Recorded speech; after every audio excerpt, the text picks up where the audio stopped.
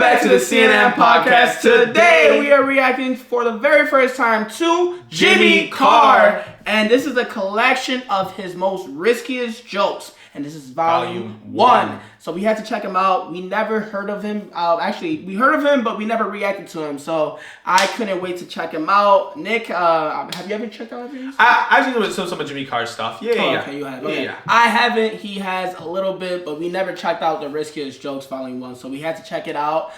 We had a few people in the comment section saying that we should check out Jimmy Carr. So here we are. But guys, before we get into this, don't forget to like, comment, subscribe, and join La Familia on the road to 20K. But let's get into this. Let's go. Wetting your bed is embarrassing as a child, but as an adult, wetting a child's bed is mortifying. It's almost impossible to explain that shit away. I bought a rape alarm because I kept on forgetting when to rape people.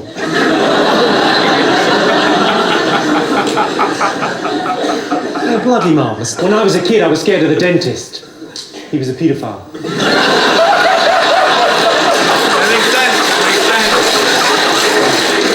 I suppose that begs the question, how many fillings did he give me? Oh, shit. Islamic fundamentalist sex dolls. Do they blow themselves up? In Palestinian passports under occupation, do they just put Israel? Oh, shit. He went there, bro. Those last two. Sex dolls, they just blow themselves up. What you talking about, Willis? Iranian sex dolls. Is he Iranian? Yeah. Oh, I thought he said Palestinian. Oh no, I think he said Islamic. Maybe he said Islamic. Yeah, you're right. Yeah. Islamic, holy Well, shit. so the second one was it's still under funny. Palestinian, under occupation in the airport, do they put Israel? I'm sorry. He's being funny though. No, these are hilarious. These are great. These are phenomenal. I mean, these are. It is risky. I mean, hey, this is the riskiest jokes, right? Yeah. So he could have been canceled at any minute, guys. That's pretty much what it's saying. Yeah. But he didn't. Islamic fundamentalist sex dolls. Do they blow themselves up? In Palestinian passports under occupation, do they just put Israel? He's only there to test where the Guardian readers are sitting. No further questions, back to the knob gags. I met an incredible girl on the internet. Smart, sexy, uninhibited. Of course, it turned out to be a 12-year-old paraplegic boy. I'll be honest, the sex was disappointing. Oh, I think we've reached a barrier there, haven't we? Anyway, we will laugh at that and nothing more. Well, fair enough. I don't want to make a big deal of this, but I recently adopted a newborn African child. He was just £7, plus postage and packing. Oh, I fucking knew it. Oh. Yeah. If only they'd put holes in that box. And that is the joke, interestingly, that Richard Curtis said was a bit much for the comic relief gig.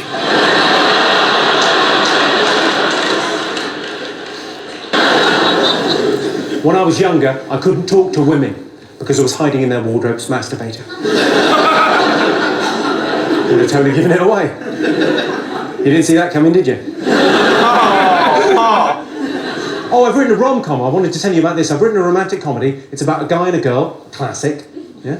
Initially, they hate each other. Classic. But they end up in bed together. Classic. It's called The Rapist.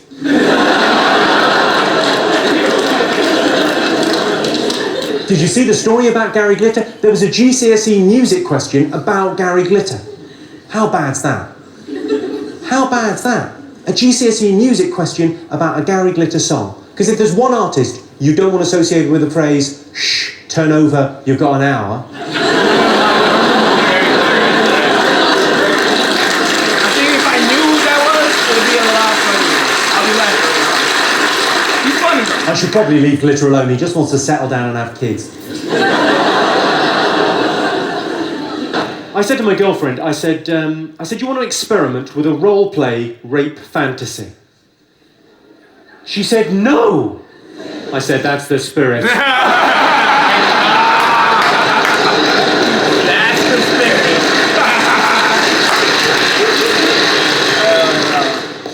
Rape is such a horrible word, though. It's such a harsh, brutal, awful word. Rape. That's why I prefer to call it a struggle snuggle.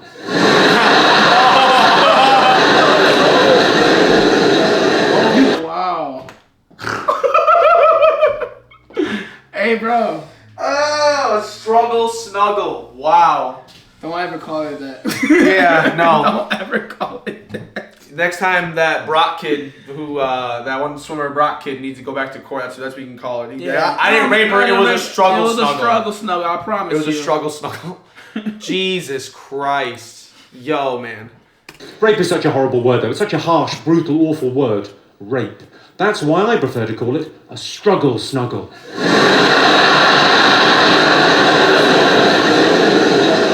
You couldn't stay mad at a struggle snugglist, could you? Bloody adorable. A lot of people like to smoke cigarettes after sex, but you can't buy cigarettes until you're 16, so I have to get them for both of us. You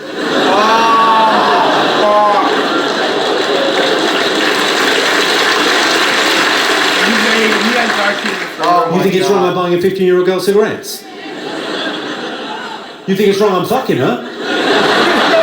I'm kidding. Kidding does sound like a verb for child abuse, doesn't it? I'm kidding. Are you joking or touching kids? Obviously it's a family show. I've noticed a thing, I go out to see a lot of comedy shows, and I've noticed a thing, comics tend to do their best stuff right at the end of the gig, and then they leave the audience wanting more. Sounds good, doesn't it? But it doesn't make any sense. Because you, the audience, are left wanting more, and the comedian has fucked off. That doesn't make any sense, so what I'd like to do, because I've given it some thought, I'd like to torpedo this gig with some very unpleasant jokes that will offend and upset you all. Yeah. And then you can all leave thinking, thank fuck that's over. You're welcome. Let's begin. If women are so good at multitasking, is it too much to ask? Tickle my balls while you work the shaft. Not multitasking, multitasking.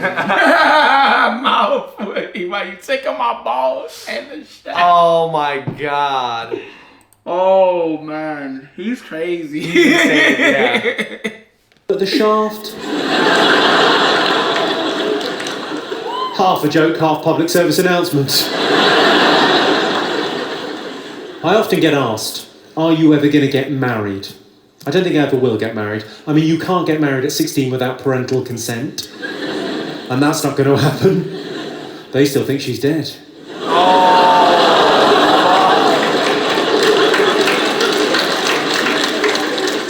That's an unfortunate reaction, because that's only there to warm you up for this one. Did you all read that story about the girl that was kidnapped and kept in squalid conditions for 18 years? Did you read that story? Was I the only one that read that story and thought, 18 years in squalid conditions? Have a tidy round. Make a house a home, you lazy bint. Oh my God. Say what you like about the Make-A-Wish Foundation. They can work to a deadline.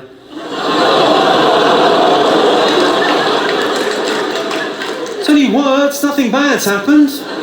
It's not like I've drop-kicked a kitten into an orphan's face. Oh my God. Once, I did that once. I did that. And it was fucking funny, but you sort of had to be there.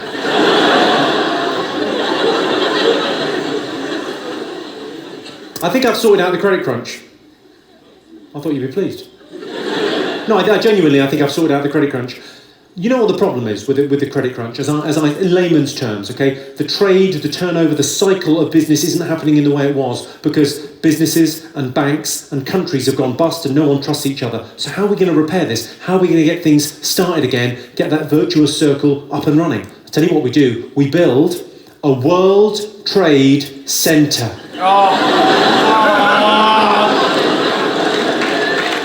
I can see you sat there with your arms crossed thinking that's going to be a fucking big building. We're going to have two of them. I saw the chief of the New York City Police on the news. He said, we will never forget 9/11. I thought, what's your fucking home, what's your phone number?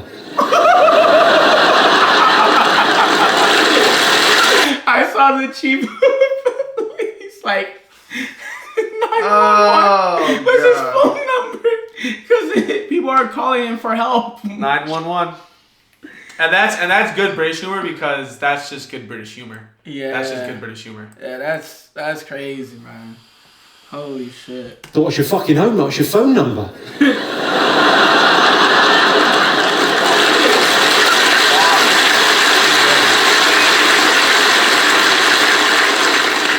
I do love doing these gigs. I mean, I'm so glad I recorded the DVD in Glasgow, but these gigs, just the fact that everyone sort of shares a sense of humour, that's such a sort of special thing. Everyone appreciates as well. Everyone gets it. Everyone in this room gets the fact it's just jokes. We're just messing around, trying to have a laugh together. It's just messing, you know. These jokes aren't who I am. That's their job. I'm actually, in the real world, I'm quite a generous sort of person. So I realise that makes me sound like a dick. But, you know, I'm quite a giving sort of person. I mean, last year I donated a kidney. Of course, they wanted to know where I got it from. I know it's still warm. Keep it. I often get asked, someone asked earlier, favourite joke or rudest joke. I got asked in Liverpool last year, someone said favourite pub joke. Someone shouted out at the end of the show. So I thought I'd end by telling you my favourite pub joke. It's quite a rude joke. I think you all knew it was going to be fairly rude. But I'll tell you, and then I'll tell you why I'm telling it. I got asked favourite pub joke in Liverpool, and so I said, I'll tell my favourite pub joke. What's the difference between football and rape? Girls don't like football. That is a textbook response, Glasgow. It's a laugh followed by a ooh. The interesting thing for me is that that's not two distinct groups of people. There's not one group laughing and another group going ooh. Those are the same people. That joke makes you a little bit schizophrenic. Because you don't choose what you laugh at. I'm sure many of you have been disgusted at what you've been laughing at this evening. But you don't choose what you laugh at. It's like a reflex. You just laugh. And then another bit of you kicks in and goes, what the fuck are you doing laughing at that? Ooh. So I told it in Liverpool, it got a laugh, and then a ooh, and then there was a pause, and a woman at the back went, I like football. Imagine that being your problem with that joke. She clearly had time to think, well, we all like it rough once in a while. He's got us there. But I also enjoy soccer. Now I'm taking a stand. Well, as I say, it's been a pleasure performing in Glasgow. I mean, the reason we did the DVD here is because it's sort of one of the best gigs of the year. I fucking love it. Thank you so much for coming out. Just a couple of... Just one quick thing before I go. If anyone wants an autograph or to say hello after the show or to get fingered or to have a fight,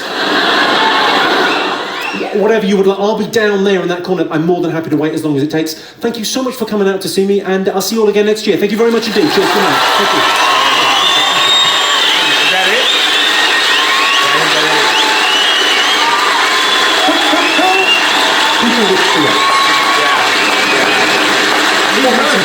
Yeah, Jimmy Carr is hilarious, dude. That is. I watched a few of his scenes. I always knew he was kind of like what he kind of reminds comedy. me of? Like the British Bill Burr. Like in a sense, like I know Bill. Yeah. Like they have asshole comedy. Yes. Like they have like very that, asshole style comedy. Like I know you were talking about. Give me a little like brief synopsis of like all these comedians that had an asshole like comedy. Yeah. And I mean, we never checked out Jimmy Carr before. Well, I haven't. So and like his delivery is so funny because he says it with a straight face. Like he'll look at you dead, like he'll boom. Like, he'll be like, it's believable, but it's like it's all kill. It's all. Oh, jokes, exactly. It's all hilarious, man. This stuff is really, really good. I like Jimmy Carr a lot. And then he's like at the end, he's like, yeah, if you guys want to get an autograph, you know, you can come over here. I'm picture, get fingered.